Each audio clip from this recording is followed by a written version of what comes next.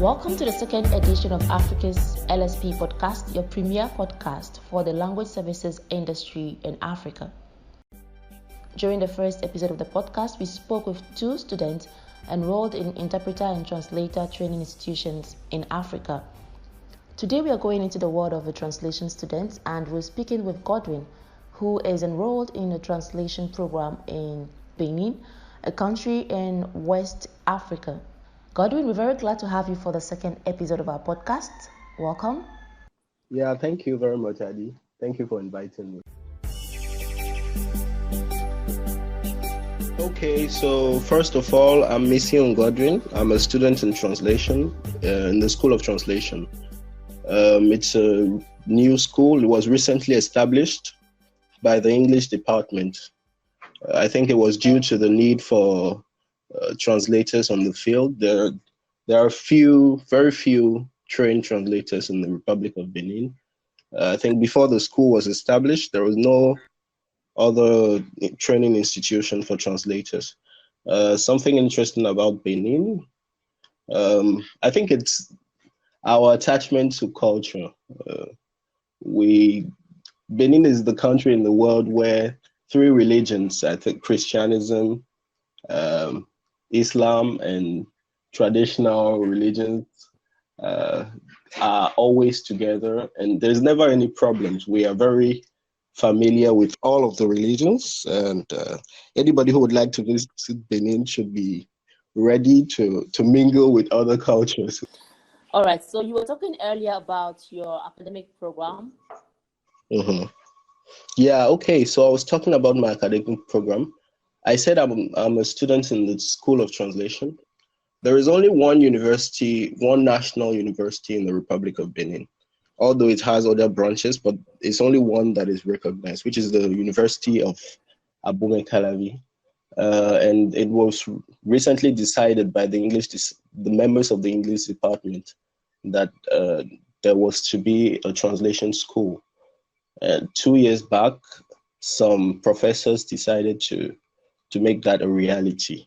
And that is when the School of Translators in Benin came to be. I joined last 2 years, and we're actually the first set.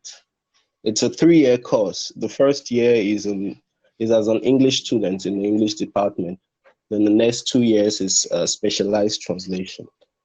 What else to say about the school? It's really interesting to be a student in that school because you're exposed to a lot of things, and mostly it's professors from the world of translation, from the professional world of translation, that come to the school and give lectures and stuff like that. Is it a Bachelor of Arts or it's master's program? No, it's a Bachelor of Art. For the time being, there's no master's program. I think there is a master's for interpretation, but there's no master's for translation. Prior to that university, what were you studying? Okay, my secondary school, my primary school. Is that what you mean? Yeah, secondary school in Benin. Is there any specialization or it's general? No, there's nothing special about secondary school in Benin. It's the same everywhere. I think the only thing different is that for junior high school, there are 4 years, and for senior high school, there are 3 years, totaling 7 years, instead of the normal 6 years in Anglophone-speaking countries. But I didn't actually study in a Beninese school. It was more of a Nigerian school. That's why I decided to continue with translation. Okay. Seeing as I speak English and I speak both French, so I thought it would be good to continue into something that is that will use both of those languages. So how did you come to learn English and speak it so fluently? I mean, for someone from Benin, it's quite impressive. It's practice and the fact that I also stayed in Accra for some time. My junior high school years and primary school years were spent in Accra, before my secondary school years were spent in a Nigerian school, although the school was in Benin. So I think I've been speaking English for as long as I can remember. Although when I got back to Benin, my French improved drastically. So it made it difficult to balance both English and French. Sometimes I have difficulties saying some words in English, and sometimes I have difficulties saying some words in French. So it has become a little bit like a struggle between both languages in my head, actually. That's interesting. Now, I would like to find out more about the translation program. And I think that there are some students out there who would really like to know, maybe to learn from you in terms of your current program. How can they do better? How can they excel? Because we know it's not always easy. Okay, so my first month as a translation student, I felt like I was in a different world, just because of the way it was organized and because of the huge workload that we had. So first of all, we have little to no free time. So we had to be very organized and have great time management skills. Otherwise, you wouldn't be able to cope. There are some weeks where each lecturer came and gave assignments. So we had like 4 or 5 assignments to submit the next day, every day. Okay, so I think one of the greatest advice that I can give to someone who would want to enroll on the translation program is to prepare to not sleep. Prepare to forego any sleep, any time that or to reduce his sleeping time by at least 4 or 5 hours. Because I remember that my first year, every night I slept around 3 a.m. and I had to go to school at 8. So every day I had assignments and I have to go to school. And secondly, you have to have great writing skills and pay attention to details, because those are some of the things that are required of us who are in translation. Lecturers pay great attention to that, and you are penalized if you make certain mistakes, like grammatical mistakes, that you normally are not supposed to make at your level. Some students in the program had difficulties with English. So at the beginning, we had some English classes for those particular students. Some had difficulties with French, just to raise the level of everybody to the same level. So it was really interesting, and I would really advise anybody going to translation. The only things they have to know is that they have to be prepared to forego sleep time.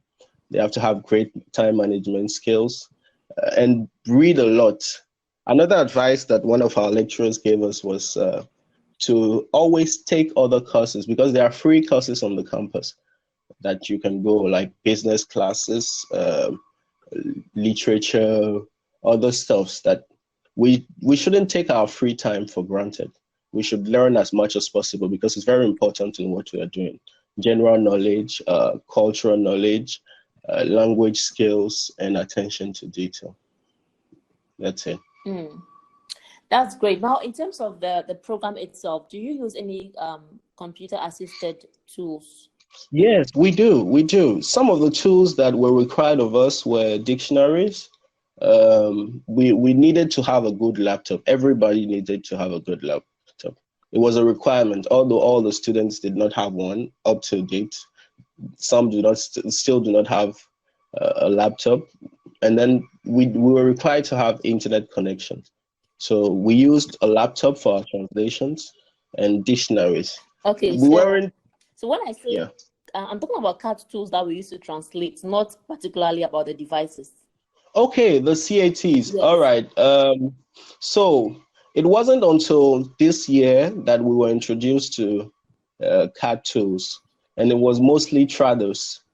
We didn't really go in depth. It was each person for his own. So the lecturer came with his own app and showed us how it works.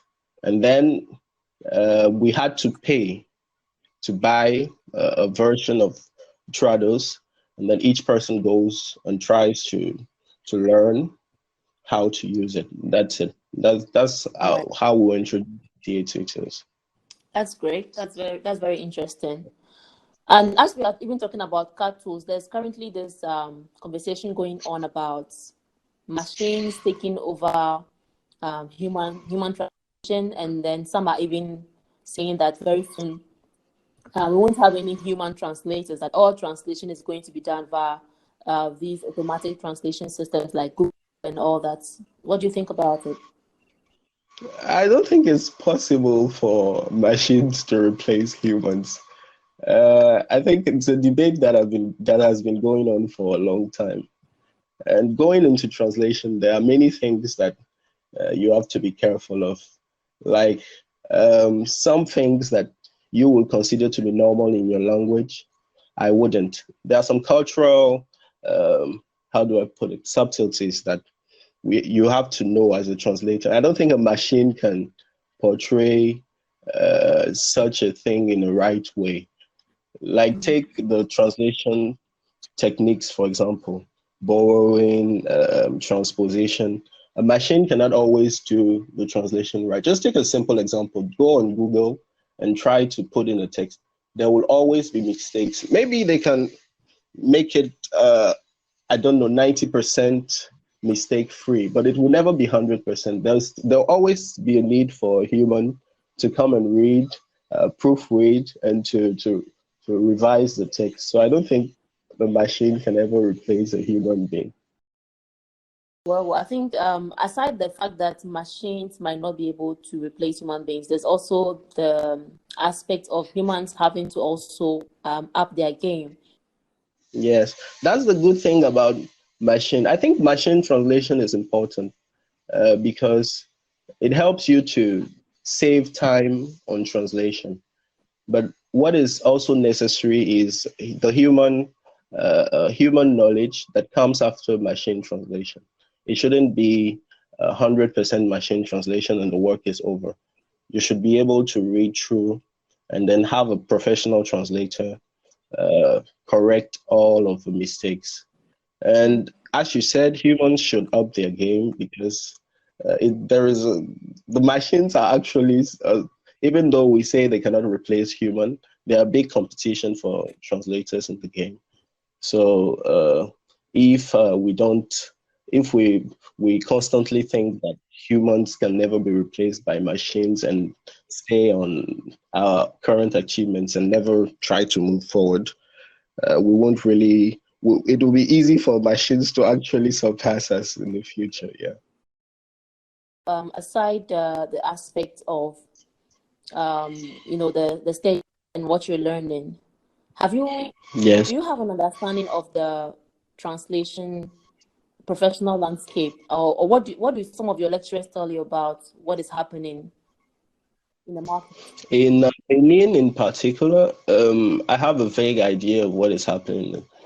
So I'll try to explain.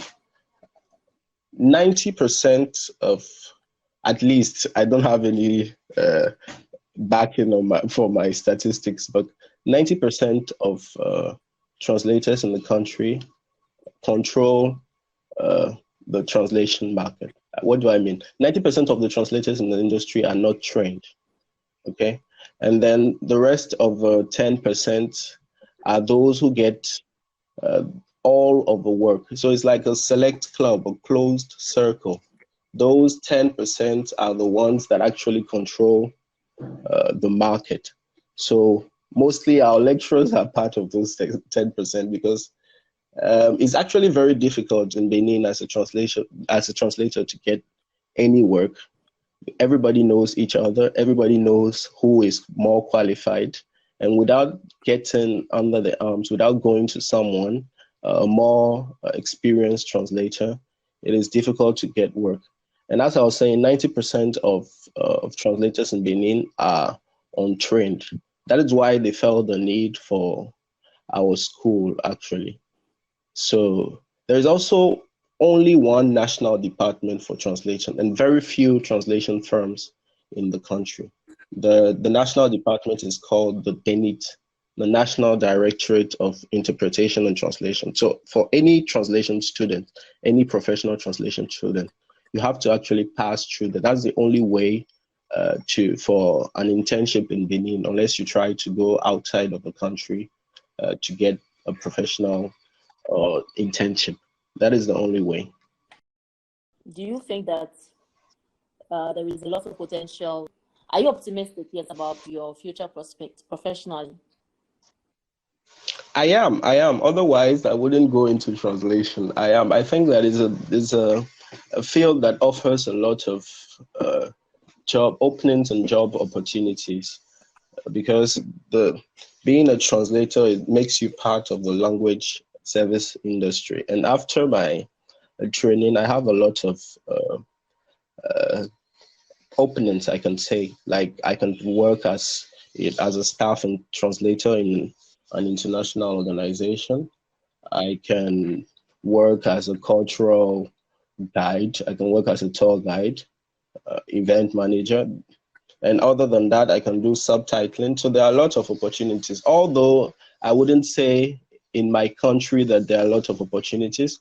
If you try to go outside of your local market and try to, for example, use the tools available to you for freelance work, like Upwork, and use your LinkedIn well, then you would find a lot of jobs. At least that is what I think, and I'm optimistic about my future, so I wouldn't want to think otherwise. Yeah, you sound like someone who is very optimistic, I mean, generally. Yes, I am. I would also like to know, what's your language combination like? What's your A language, what's your B language when it comes to translation? That's an interesting thing. My main language is French, and my B language is English. But it's nice that you talked about it, because it's something that I forgot to talk about. In Benin, I think most of the translators have a French-English language combination. It's very rare to find other combinations outside of French-English. Every once in a while, you might find someone with a Spanish, French, or Spanish-English, but other languages are hard to find.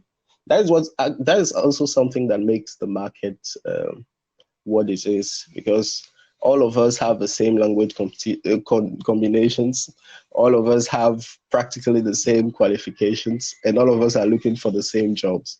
So it makes the competition very, very tough. So do you intend to add any other language to what you have already? Yes, I do. I was thinking of learning Arabic, but it looks very difficult. I'm taking some classes online. But up till now, I haven't really been able to make any progress. But I will make Arabic my third language. And why is that? What's the motivation for that?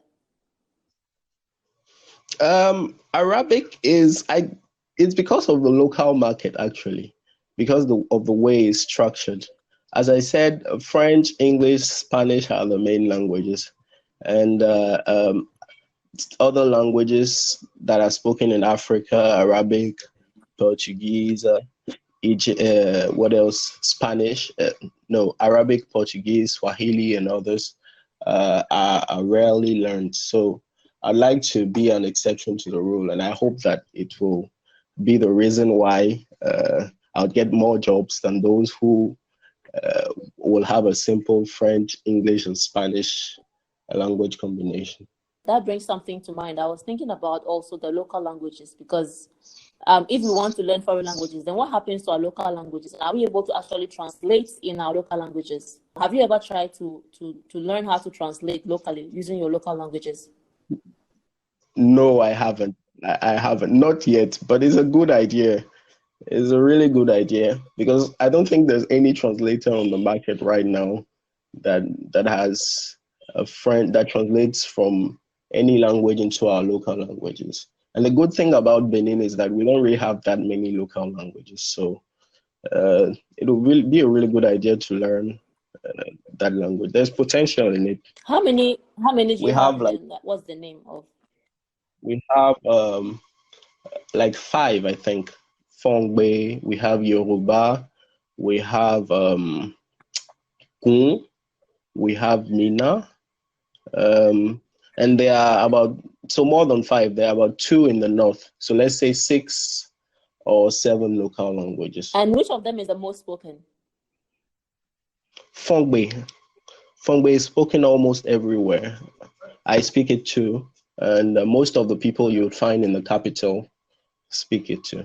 Now that you've said it, I will discuss with with one of our trainers, one of our lecturers, and see what he thinks of that idea. Maybe this will be the source of a good idea for the future translation students in Benin.